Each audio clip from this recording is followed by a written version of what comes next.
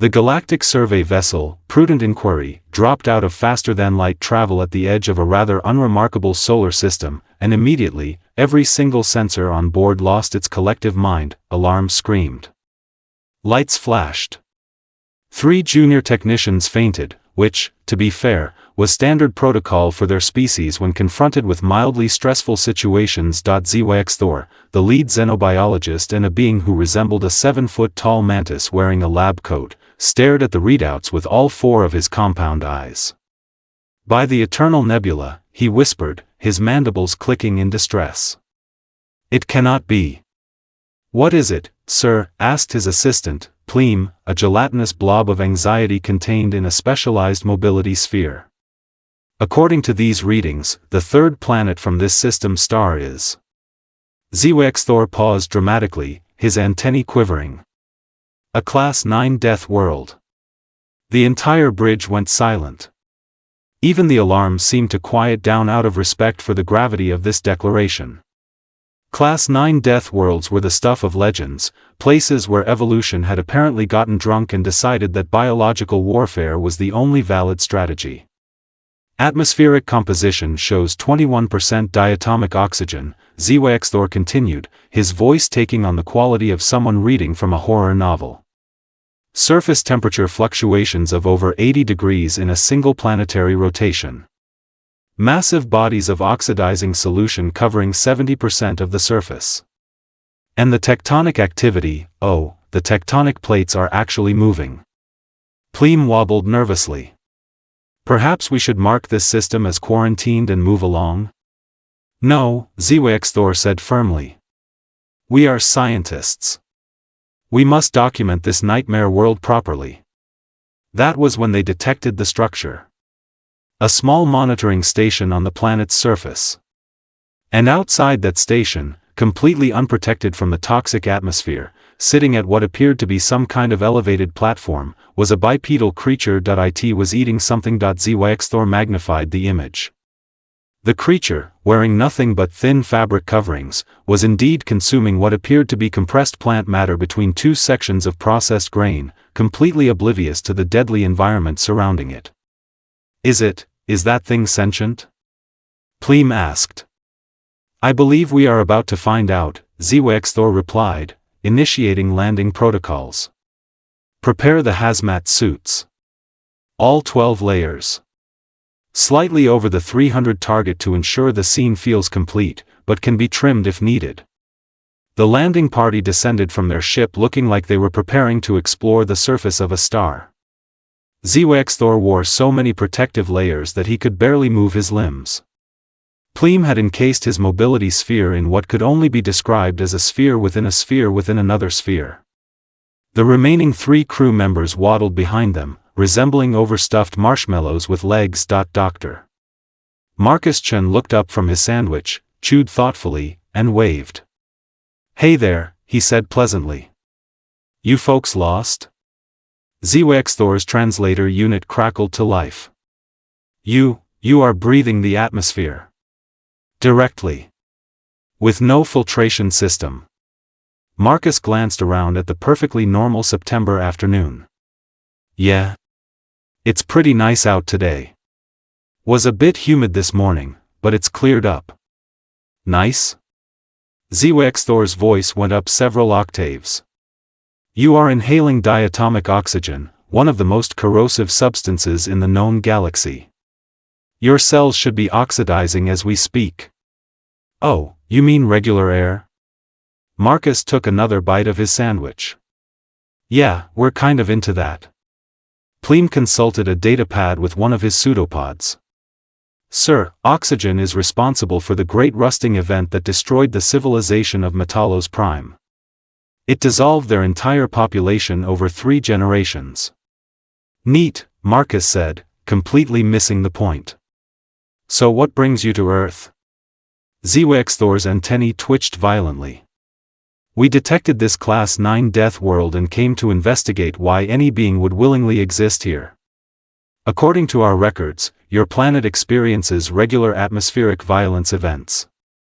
Temperature differentials that create rotating columns of air exceeding 300 km per hour. Frozen water falling from the sky in chunks large enough to damage structures. Electrical discharges in the millions of volts occurring spontaneously. You mean weather? Marcus scratched his head.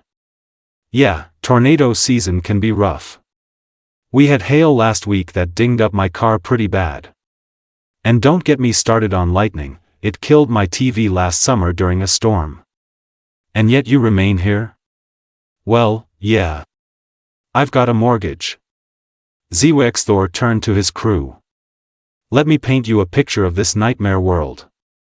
On Thermia 7, where atmospheric temperatures vary by 0.3 degrees annually, life evolved peacefully.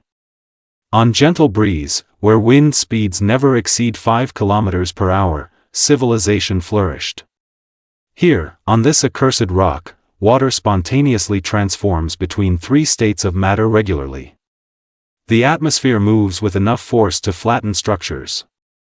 And the native life forms just complain about their vehicles getting damaged. Marcus stood up, stretching. You guys want some coffee? You look stressed. What is coffee? Pleem asked suspiciously. Oh, it's great. It's this drink we make from roasted seeds. Really helps wake you up. Thor immediately scanned the beverage Marcus was holding. His eyes went wide. All 4 of them. This liquid contains 1,3,7-trimethylxanthine. That's a known psychostimulant alkaloid. You are consuming drugs recreationally. I mean, I need it to function before 9 a.m., but sure, let's call it recreational. The concentration would be lethal to 47 known species. Really? Huh. Marcus took a long sip. Tastes fine to me. Sure you don't want some? 3 of the 5 aliens took a step backward. Pleem quietly updated Earth's threat classification to Class 10. This ran longer to capture all the comedic beats. Can trim down if you need closer to 400. Perhaps we should start with basic biology, Thor said, pulling out a scanning device. May I? Sure, knock yourself out. Marcus held out his arm, the scanner hummed for approximately 3 seconds before it started beeping frantically. Thor stared at the readout, then at Marcus, then back at the readout. Your body is under active invasion. What? Where? Marcus looked down at himself in alarm. Everywhere. You are currently hosting approximately 39 trillion bacterial organisms. Oh. Marcus relaxed. Yeah, that's normal. They help digest food and stuff. Pretty useful actually. Pleem's gelatinous form rippled with disgust.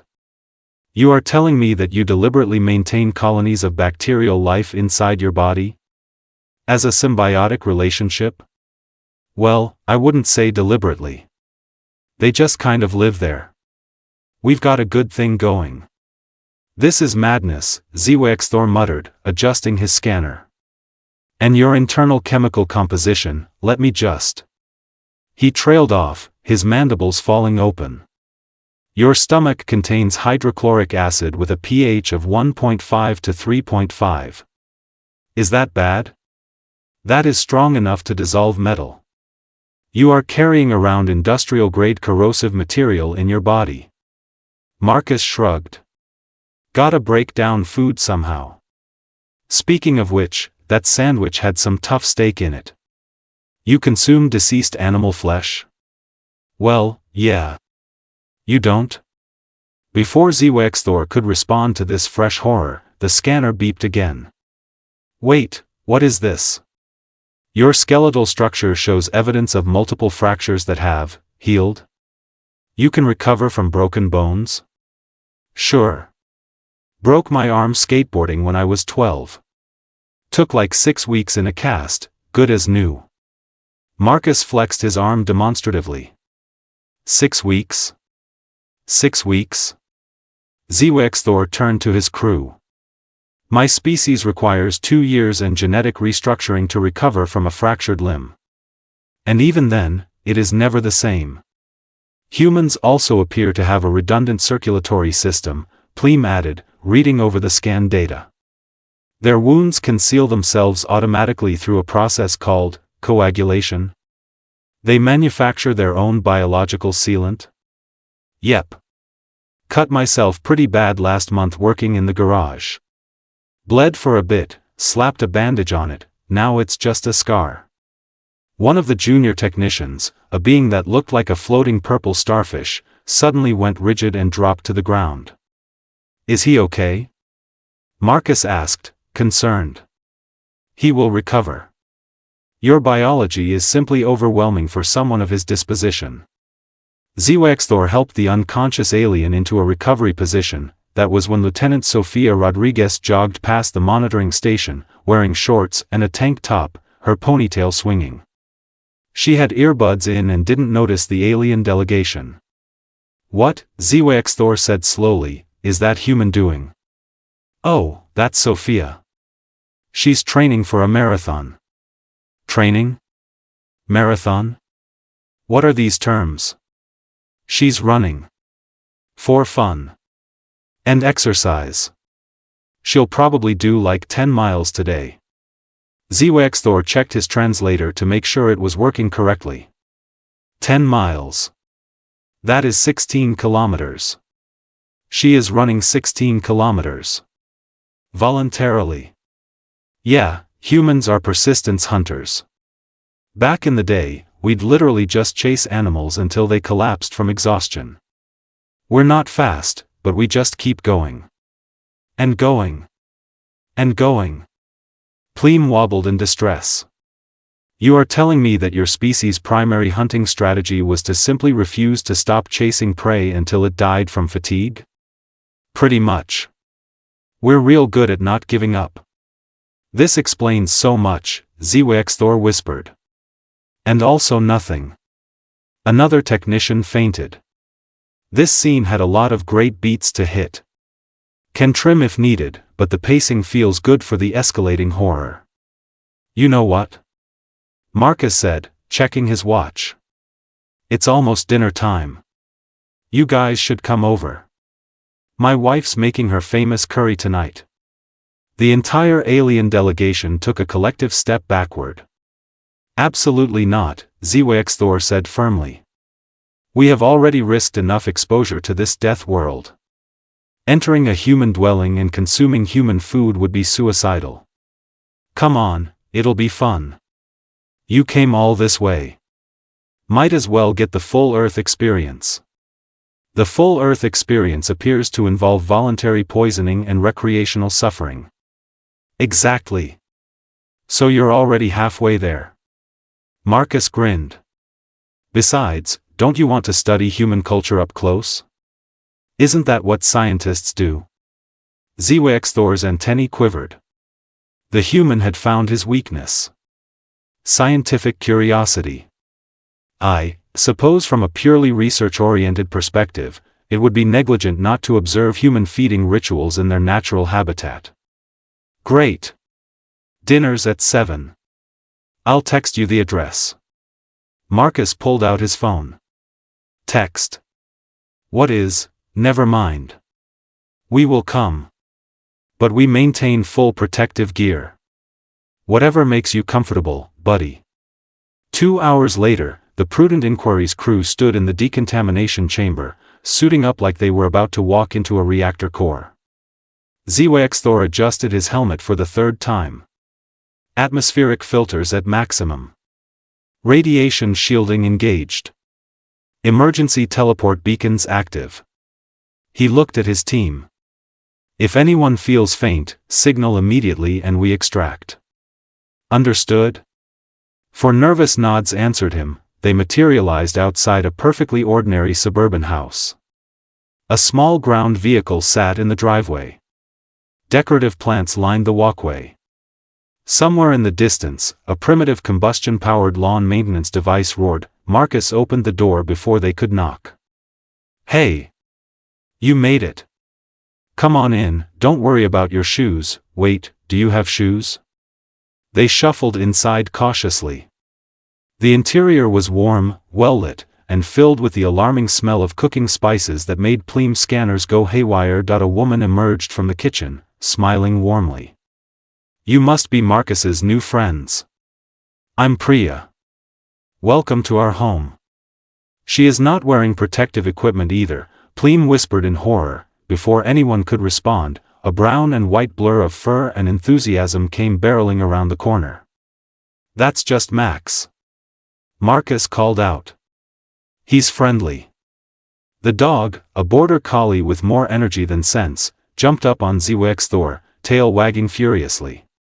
"It's attacking," one of the technicians shrieked. "No, he likes you. He wants to play." HFY stood frozen as the creature licked his helmet vigorously, leaving trails of saliva across his faceplate. "Your species domesticated predators," he said flatly. "Of course you did. Ran slightly over to capture the chaos of the dog encounter, but can trim if needed." The dining table looked like a battlefield waiting to happen. Priya had outdone herself, laying out a spread that would make any food blogger weep with joy. To the aliens, it resembled a collection of biological warfare agents. "Okay, so we've got Thai green curry, fresh salsa with chips, kimchi, some garlic naan, and I opened a nice Merlot to go with everything." Priya beamed proudly at her culinary achievement. HFY's scanner was having a complete breakdown. "The red sauce, what is in the red sauce?" "Oh, the salsa? Just tomatoes, onions, cilantro, lime, and jalapenos. Pretty mild, actually." "Mild?" Pleam's voice cracked as he read his data pad. "It contains capsaicin at concentrations of 5,000 Scoville heat units. That's nothing. Wait until you try my habanero batch. Capsaicin is a chemical irritant." HFY's mandibles clicked frantically. "It triggers pain receptors. You are eating pain." Marcus dipped a chip into the salsa and crunched down. "Yeah, but it's tasty pain. Want some?" "We very much do not want some." Priya ladled curry onto plates. "The curry's good too. I use Thai chilies, lemongrass, coconut milk, and fish sauce." "Fish sauce," one of the technicians squeaked. "Fermented anchovies. Aged for like 6 months." Every alien in the room went very still. "Fermented," HFY repeated slowly. "You are saying you took organic matter and allowed bacterial colonies to decompose it intentionally, and then you consumed the result?" "Well, when you put it that way, it sounds weird." Priya passed the kimchi bowl. "This is fermented too. Cabbage, garlic, ginger, left to sit for weeks. The longer, the better. You cultivate bacteria farms in your food supply. On purpose. The probiotics are great for digestion." Priya said cheerfully, spooning kimchi onto her plate. Marcus reached for the wine bottle. "Who wants wine?" "What is wine?" Pleam asked with the wariness of someone who had learned to fear human beverages. "Fermented grape juice. This one's from 2019, so it's had some time to develop." HFY's translator made a sound like it was choking. "More fermentation. Of course. And what is that bread product made from?" "Oh, the naan. Flour, water, yeast, yogurt, the usual." "Yeast. That is a fungal organism." "Yep. We let it grow in the dough. Makes it all fluffy and delicious." Marcus tore off a piece and took a bite. "So to summarize," HFY said, his voice taking on a hysterical edge, "this meal consists of chemical irritants designed to cause pain, multiple forms of intentionally rotted vegetation, fungal growths, and aged fungal secretions. Don't forget the fish guts." Priya added helpfully. The aliens watched in morbid fascination as Marcus and Priya dug into their food with obvious enjoyment. Marcus took a big spoonful of curry, which was so spicy it was practically radioactive, and smiled. "Oh wow, honey, you really nailed the heat level on this one. Thanks. I added an extra chili." Priya bit into a piece of kimchi that was fizzing slightly from active fermentation. Perfect tang. That was when the front door burst open and an 8-year-old tornado named Tommy exploded into the dining room. Mom! Dad! I'm starving. What's for dinner? He skidded to a stop, noticing the alien delegation. Whoa, cool costumes. Tommy, these are visitors from space. Be polite. Awesome. Hi space people. Tommy grabbed a whole jalapeno from the salsa ingredients bowl and bit into it like an apple. 3 of the 5 aliens made sounds of existential despair. The child chewed, swallowed, and grinned. Can I have some curry? The juvenile, Zwexthor whispered, the juvenile human offspring is consuming pure capsaicin with no visible distress. Tommy's been eating spicy food since he was 3, Marcus said proudly. Kid's got an iron stomach. Your young begin training to consume toxins at age 3? Well, he kept stealing food off our plates, so, Tommy loaded his plate with curry, kimchi, and salsa, creating a combination that violated several protocols of the Galactic Food Safety Commission. He dug in enthusiastically. Is the small human going to survive that? Pleem asked quietly. Oh yeah, he'll be fine. Might give him the hiccups though. Tommy burped loudly. Excuse me. This is awesome. Zwexthor updated his report. Human juveniles possess even greater toxin resistance than adults. Species threat level, immeasurable. This ran longer because the food horror and Tommy's entrance needed proper setup. The beats were too good to rush.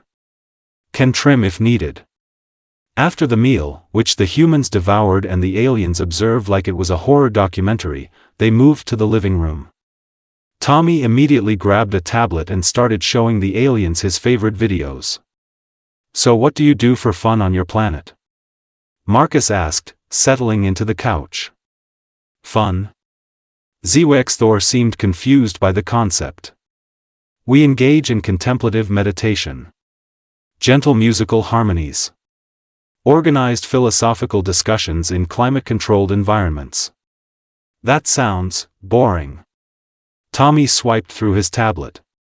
Check this out. This is my Uncle Jake skydiving. The video showed a human throwing himself out of a perfectly functional aircraft at 30,000 feet. Every alien in the room leaned forward in horror. Why is he leaving the aircraft? Pleem asked. Is it malfunctioning? Nah, he's doing it for fun. See, he falls really fast, then pulls the parachute at the last second. He says the rush is incredible. Zwexthor's antennae drooped. Your species exits operational aircraft thousands of meters above the surface for recreational purposes. Oh yeah, tons of people do it. Tommy kept swiping. Here's my Aunt Lisa surfing in Hawaii.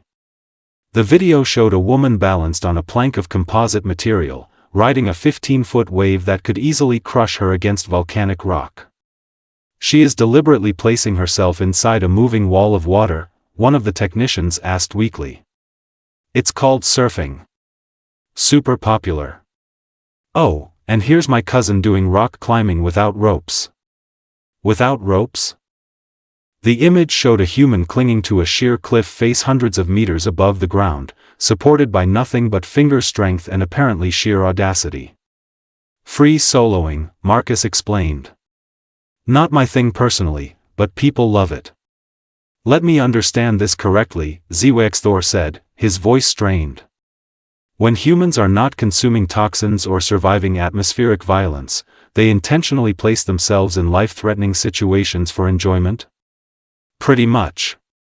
Tommy said cheerfully. Oh, and we keep dangerous animals as pets. We have already met your domesticated canine predator. Max? He's not dangerous. As if summoned, Max trotted over and flopped at Zwexthor's feet, belly up, tongue lolling. Dogs are descended from wolves, Priya explained. Apex predators. We selectively bred them for thousands of years to live with us. You took apex predators and made them into companions, Pleam said flatly. They're good boys. Marcus scratched Max behind the ears. We also have cats, Tommy added. Want to see pictures of Mr. Whiskers? More predators? Cats are obligate carnivores. They're like tiny murder machines, but fluffy. Tommy showed a picture of an orange tabby cat looking magnificently unimpressed with everything. And these murder machines live inside your dwelling? He sleeps on my bed. Tommy said proudly. ZWXthor made a note. Humans cohabitate with multiple species of predator and find this arrangement desirable. Oh, and check out this game I'm playing.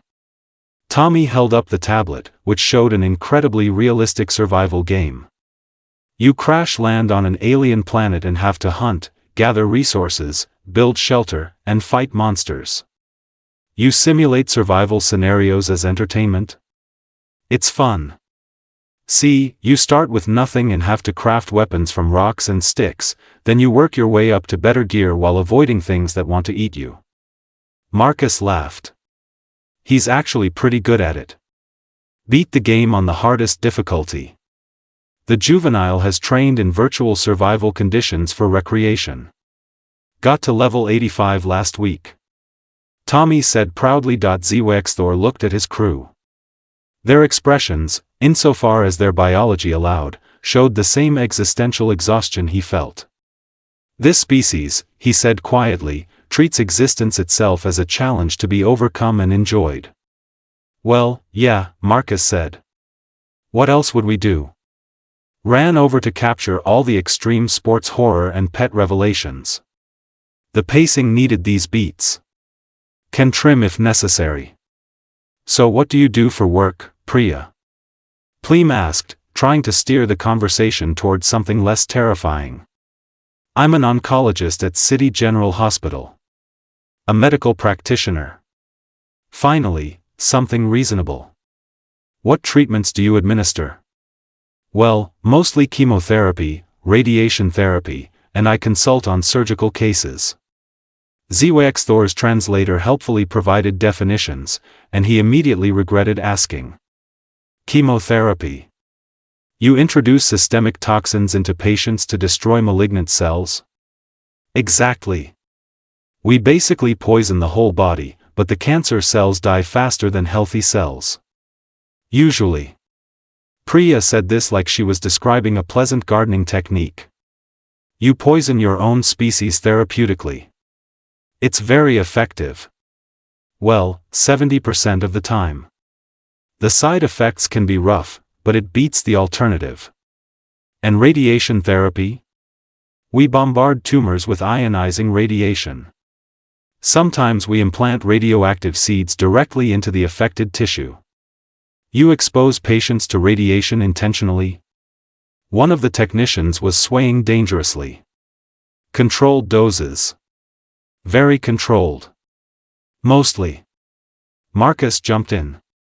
I had surgery last year. Appendix removal. They put me under, cut me open, took out the infected organ, and sewed me back up. Was back to work in 2 weeks. ZWXthor's eyes widened. They performed invasive incisions into your abdominal cavity and removed an organ? Yep. Didn't even leave a big scar. Laparoscopic surgery is amazing. We regularly perform open-heart surgery too, Priya added. Stop the heart, fix it, restart it. Pretty routine. You stop the primary circulatory pump and then restart it? Can't work on it while it's beating. Tommy piped up. I got shots at the doctor last month. Didn't even cry. Shots? Pleam asked with deep suspicion. Vaccines, Priya explained. We inject weakened or dead pathogens into the body to train the immune system. Prevents diseases. You deliberately introduce disease agents into healthy individuals? Small amounts. It's preventative medicine. We've eradicated entire diseases this way. Oh, and I had a root canal last year, Marcus added. That was fun. What is a root canal? Dental procedure. They drill into your tooth, remove the infected nerve tissue, clean out the inside of the tooth, and seal it up. HFY's mandibles trembled. They drill into your skeletal structure while you are conscious? They use local anesthetic, so you don't feel it.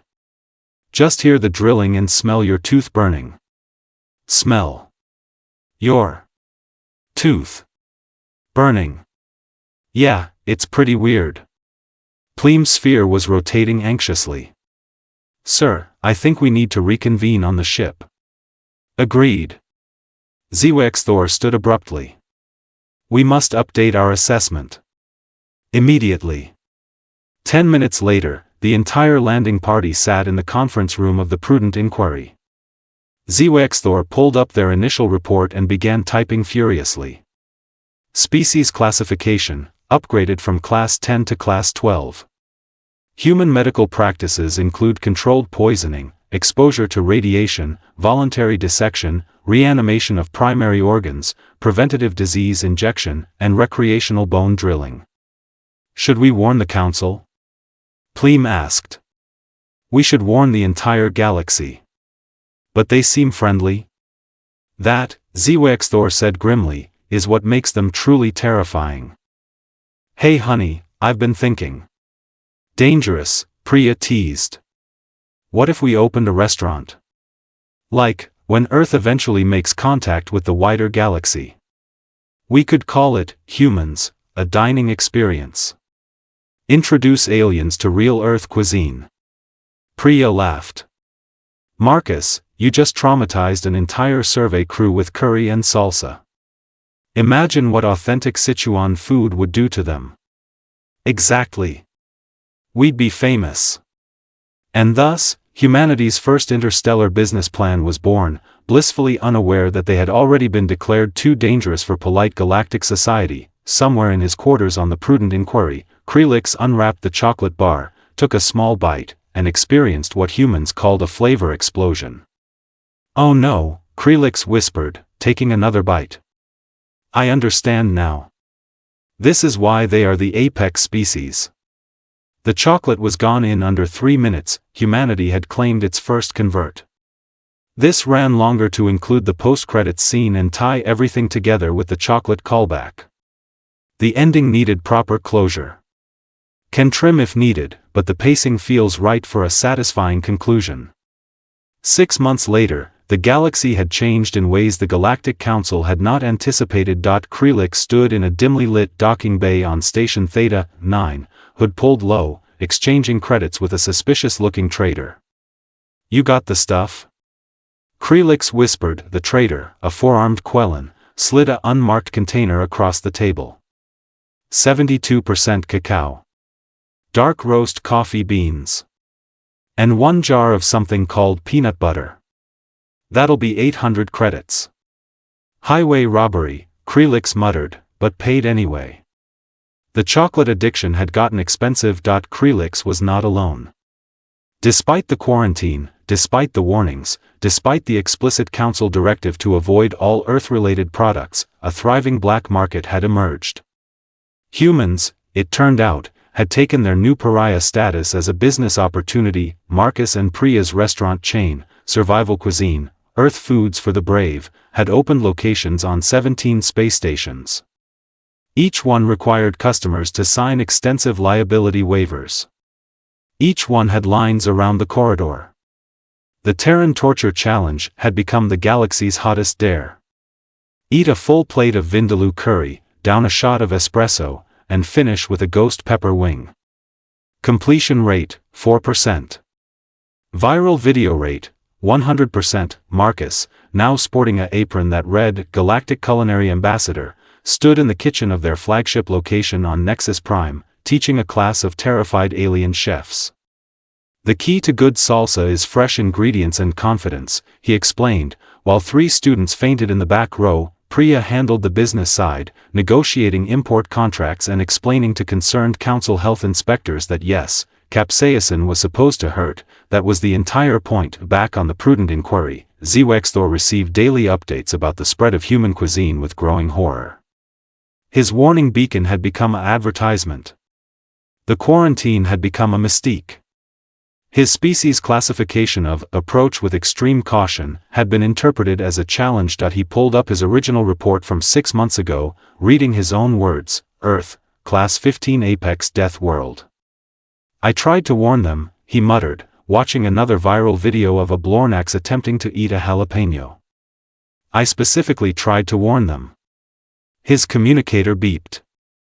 It was Krelix. ZWX, you have to try this thing called tiramisu. It has coffee and chocolate and something called mascarpone cheese which is made from fermented cream, and it is incredible. ZWX Thor closed his eyes.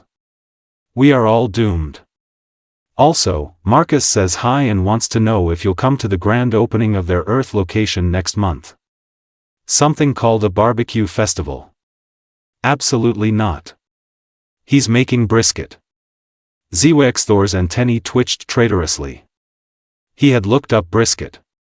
14 hours of smoke exposure, wrapped in its own rendered fats, seasoned with enough spices to violate chemical weapon treaties. It sounded horrible. It sounded fascinating. I will consider it, he heard himself say, and that, really, was how it always went with humans. You started by declaring their world uninhabitable. You ended by accepting dinner invitations, because humans, those beautiful, insane, capsaicin-addicted apex survivors, had done what they always did. They had turned their greatest weakness into their greatest strength, their most hostile environment into their home, and their bizarre dietary habits into a galactic phenomenon. They had looked at a universe that declared them too dangerous and said, great, that'll be excellent marketing.